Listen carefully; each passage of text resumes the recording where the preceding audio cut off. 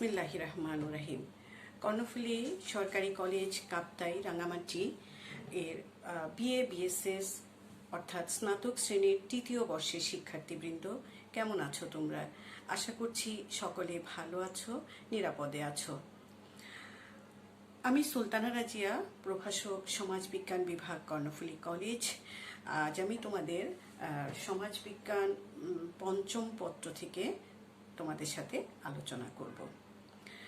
আশা করি তোমরা সকলে আমার সাথে যুক্ত থেকে এই পাঠটি সম্পর্কে ভালোভাবে জানতে বুঝতে চেষ্টা করবে। অ্যান্থনি গিডিংসের একটা উক্তি দিয়ে আমি শুরু করতে চাই। To live in the universe of high modernity is to live an environment of chance and risk. এই প্রখ্যাত সমাজবিজ্ঞানীর উক্তিটি দিয়েই আমি পরিবেশের দুটো দিকের ইঙ্গিত করছি। একটি হচ্ছে এই আধুনিক পৃথিবীতে বসবাসের অফুরন্ত সম্ভাবনা আছে, আর দ্বিতীয় যে কথাটি তিনি বলেছেন যে এই আধুনিক পৃথিবীতে বসবাসের মারাত্মক পরিবেশগত ঝুঁকিও আছে। তিনি দুটো দিককে উল্লেখ করেছেন, যে একটি হচ্ছে আমাদের যেমন সম্ভাবনার কথা বলেছেন, অপরদিকে তিনি বলেছেন যে এই পরিবেশ আমাদেরকে অনেক বড় বড় ঝুঁকির মধ্যে ফেলে দিচ্ছে। এই মুহূর্তে এই মানুষ সহ এই গ্রহের সকল জীব পরিবেশগত সম্ভাবনা এবং ঝুঁকির মধ্যে আছে। সুপ্রিয় শিক্ষার্থী, আজ আমি তোমাদের তৃতীয় বর্ষের পঞ্চম পত্র অর্থাৎ পরিবেশ সমাজবিজ্ঞান বিষয়ের পরিবেশ সমাজবিজ্ঞানের ভূমিকা অর্থাৎ প্রথম অধ্যায় থেকে আলোচনা করছি, যেটি এই মুহূর্তে বাংলাদেশ সহ সারা পৃথিবীর জন্য অত্যন্ত গুরুত্বপূর্ণ একটি প্রত্যয়। পৃথিবী বা ইউনিভার্সের মৌল বা বেসিক নিয়মের একটি অনিবার্য নিয়ম হলো পরিবর্তন। আমরা সকলেই জানি যে পৃথিবী প্রতিনিয়ত পরিবর্তনের মধ্য দিয়েই এগিয়ে চলছে। এই পরিবর্তনেরই অংশ হিসাবে পৃথিবী উত্তপ্ত, তরল, গরল, এই পৃথিবীটা ক্রমেই শীতল হয়ে প্রাণী আর উদ্ভিদের বসবাসযোগ্য হয়েছে। উদ্ভিদ ও প্রাণীর পারস্পরিক যে নির্ভরশীলতা, এটি এর মাধ্যমেই তৈরি হয়েছে। গড়ে উঠেছে খাদ্য শৃঙ্খল বা বাস্তুতন্ত্র, বাসস্থান, প্রতিবেশ। এ পর্যন্ত সব ছিল স্বাভাবিক প্রক্রিয়া। সেই আদিকাল থেকে, অর্থাৎ প্রকৃতির উপর যখন মানুষ নির্ভরশীল ছিল, সেই ততদিন পর্যন্ত সব ঠিকঠাকই ছিল। বিপর্যয়টা বেঁধেছে কখন?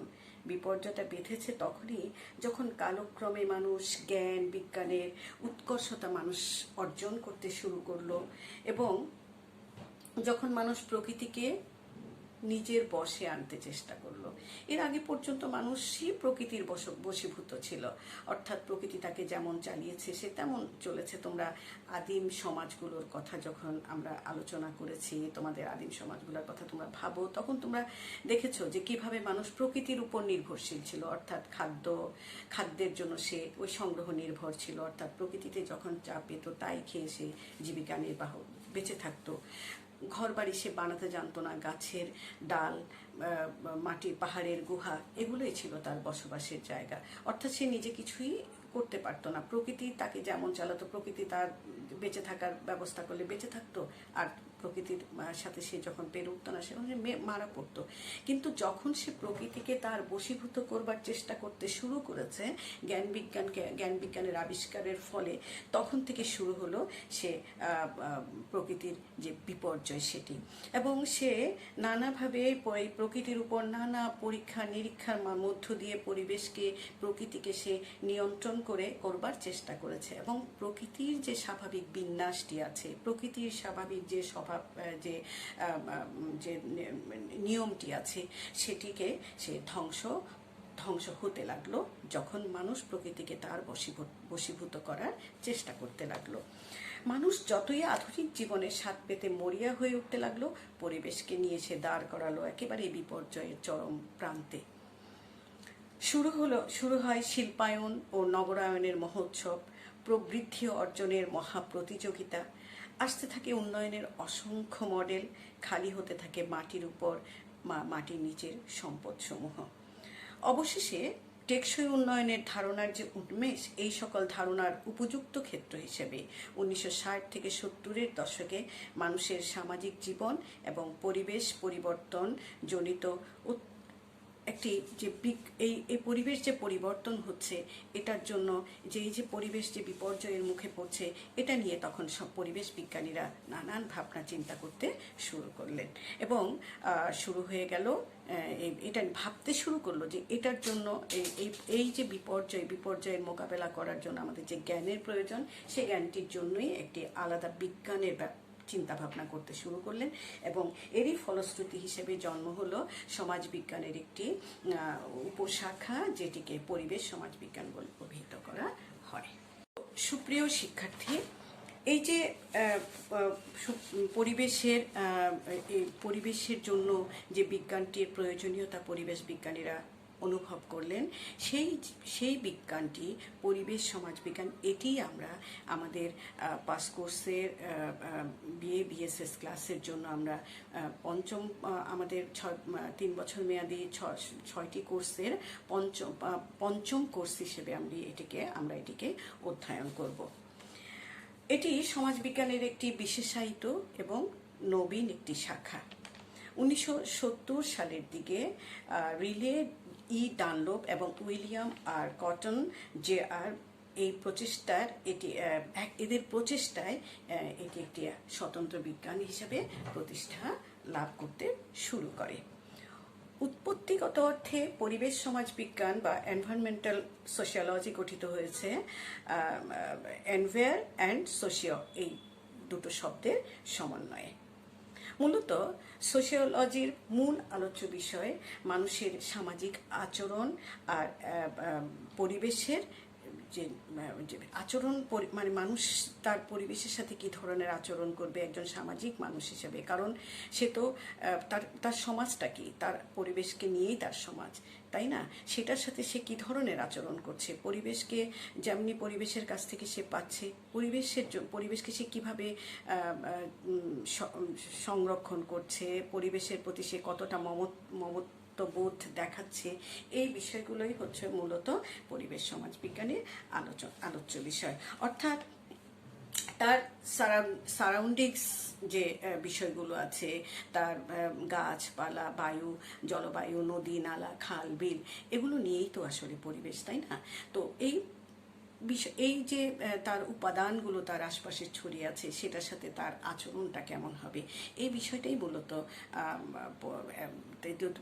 দুটো মানুষ এবং প্রকৃতির যে পারস্পরিক যে সম্পর্কটা কেমন হবে, পারস্পরিক আচরণটা কেমন হবে, সেটি পরিবেশ সমাজ বিজ্ঞানের মূল প্রতিপাদ্য বিষয়। তো শিক্ষার্থী বন্ধুরা, পরিবেশ বিজ্ঞানের যে প্রতিষ্ঠাতা ডানলপ এবং উইলিয়াম এই পরিবেশ সমাজ বিজ্ঞানের পারস্পরিক সম্পর্ক বা মিথস্ক্রিয়া নিয়ে আলোচনা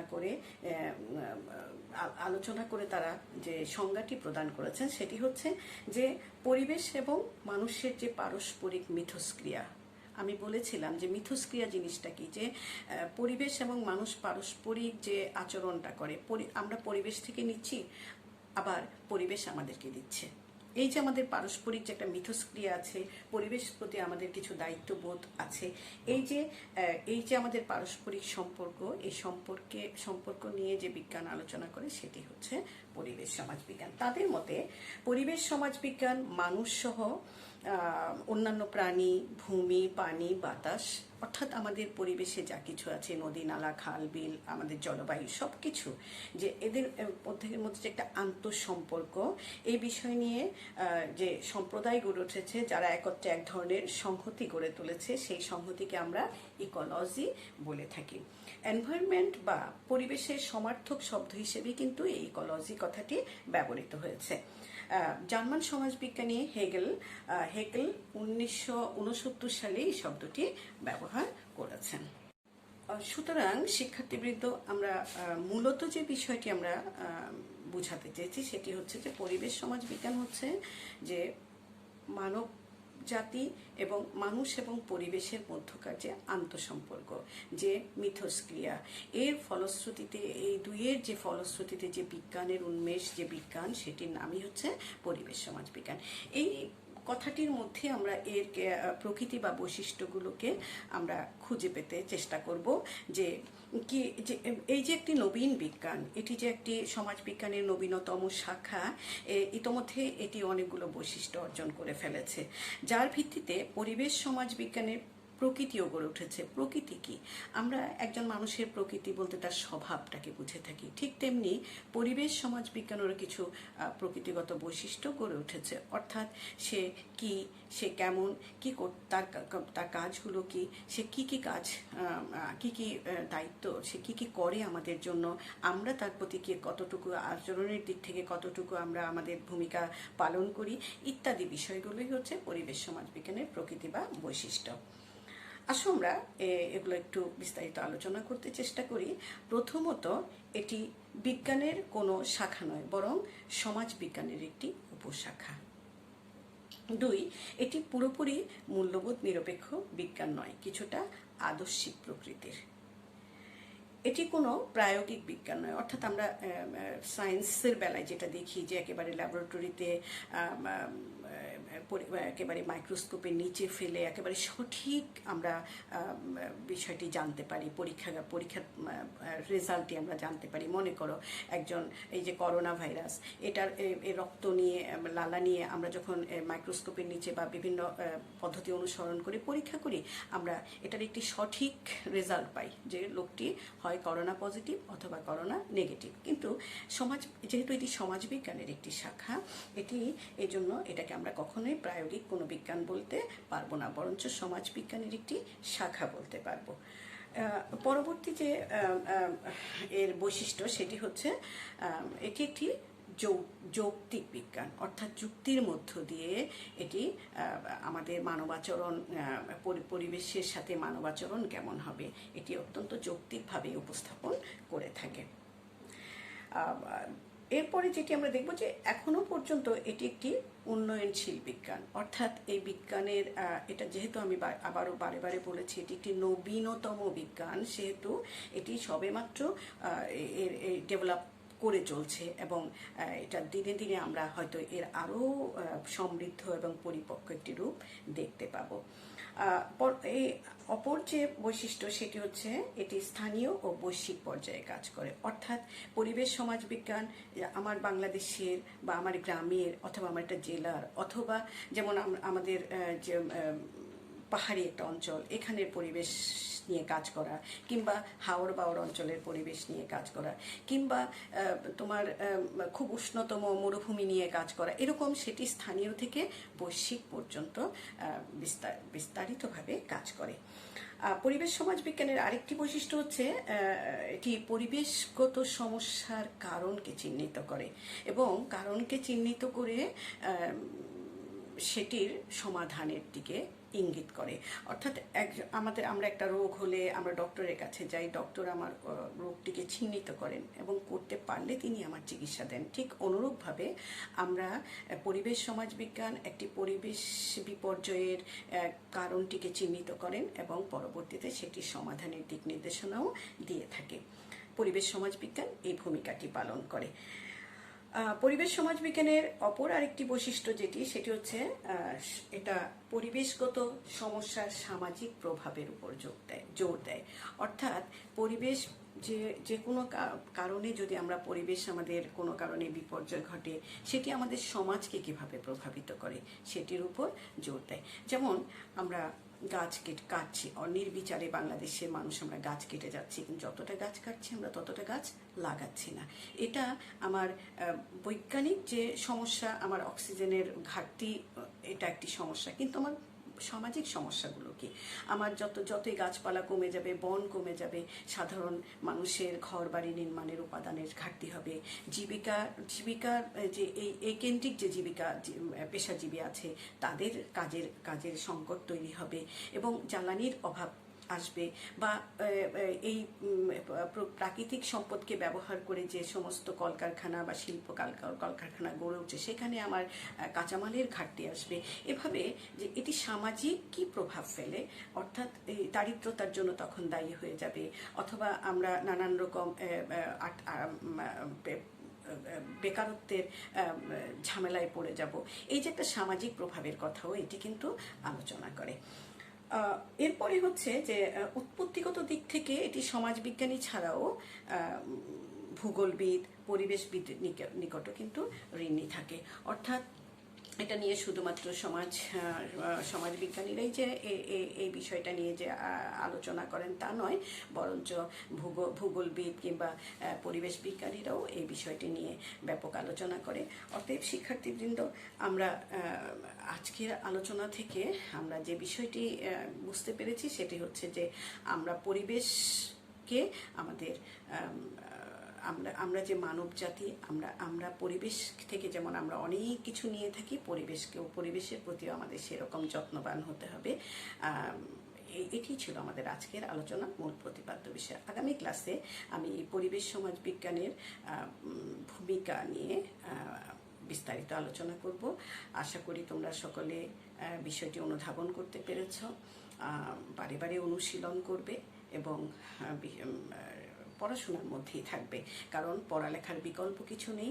হয়তো ডিগ্রি সামনেই তোমাদের পরীক্ষার তারিখ ঘোষণা হবে, সেটা যেভাবেই হোক, দেশের পরিস্থিতি ভালো হলে হয়তো তোমরা হলে গিয়ে পরীক্ষা দিবে, খারাপ হলে জানি না কী ধরনের সিদ্ধান্ত আসবে। তবে পড়াশোনা ছাড়া তোমাদের আর কোনো উপায় নেই, এটা তোমাদেরকে মাথায় রাখতে হবে। নিয়মিত পড়াশোনা করবে, স্বাস্থ্যবিধি মেনে চলবে। আশা করি তোমরা ভালো থাকবে। সকলে সুস্বাস্থ্য কামনা করে এখানেই শেষ করছি। আল্লাহ হাফেজ।